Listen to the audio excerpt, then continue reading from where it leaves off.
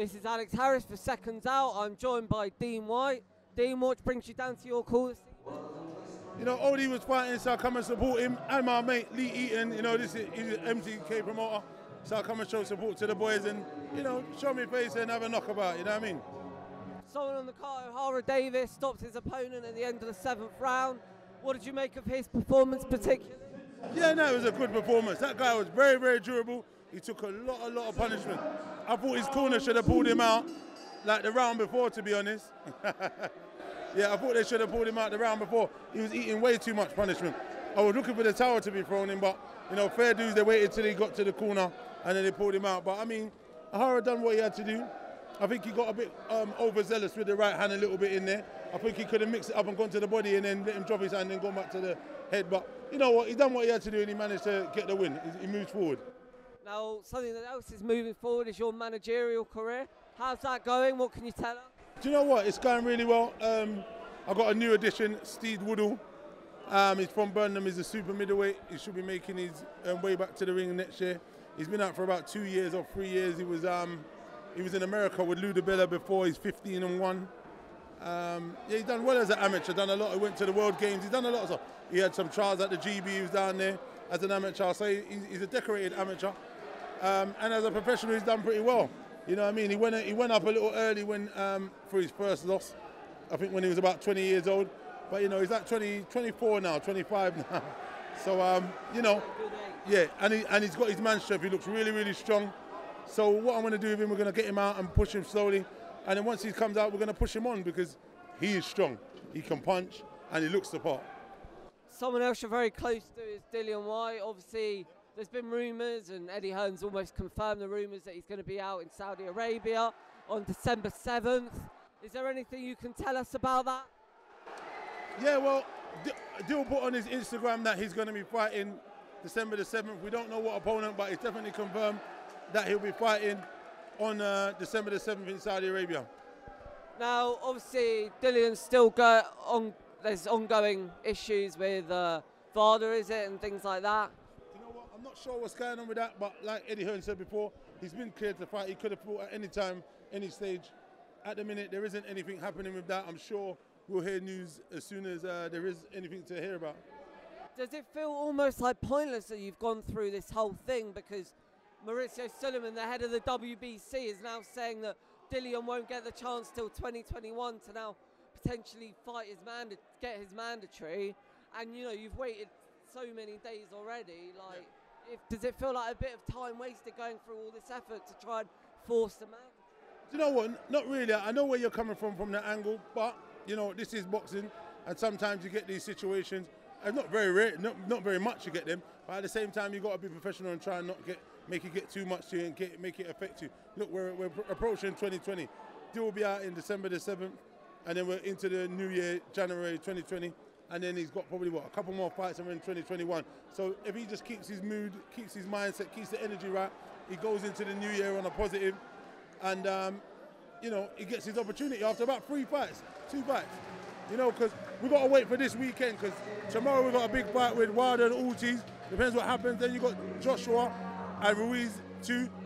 So it could all change around, you know what I mean? So let's see what happens. Someone you were down here today with your friend Craig Richards. He might be fighting one of your fighters, Shakan Pitters. I spoke to Craig after Shakan saying that maybe it was Craig's reasons for the fight not happening yet. Craig confirmed that the fight will be happening. Is there anything you can tell us about why that fight hasn't been made yet and when it will happen? Well, what I was told was, obviously Craig said there was some talk of the money, the purse. He said he wanted more money and it was in negotiation. So negotiations are a back and forward thing. So I guess Eddie might not have been prepared to put the money in what he wanted, offering Craig. I think Shakan was happy with the money he was offered. So now it seems that Eddie's pulled out of the purse bid. So it's down to someone else now in the new year or in December to see who wins the purse bid and see who's going to stage the fight. There's many other people out there that can stage the fight if they want to put the money up and do it. So we're going to see in the new year. The fight's still on the table. I know Shakan seems a bit frustrated and disappointed, but the fight is still on the table. Craig's up for it, he says, and Shakan is raring for it to go. So it just depends who wants to put their money where their mouth is and showcase the fight. And let's see what happens in the new year. Now, quickly, before I let you go, I just want to get a couple of predictions from you. Starting with December 7th, AJ Ruiz, obviously what happened in the first fight happened. People talk a lot about, you know, immediate rematches being very difficult to overcome and overturn the decision. How do you think that fight's going to go? Do you know what? Joshua seems to have made some adjustments in terms of his muscular stature. He's lost a lot of weight. He seems to have, a lot of people are talking about his sparring, how he's sparring really well. He looks fit. He's using the ring, using his jab, using the distance right. So hopefully he's made those adjustments where he was going to be able to try and box. I'm hoping he's worked on how to hold, because that was a major problem which he didn't know how to hold when he was hurt, and I hope he has done that. And try and box like mid-range to long range and not exchange, similar like everyone says against how he did against Parker. But what you got is Andy Ruiz is very good at slipping and coming inside. But what Andy Ruiz did good was going to the body in that fight. He went to the body really well. So what Joshua's got to do is try and keep back that distance, pop the jab and move, and not get him to get so much body work early, because that fatigued him later on. As the rounds went on, he was very fatigued, because Ruiz was digging him to the body very early. And that was a great game plan.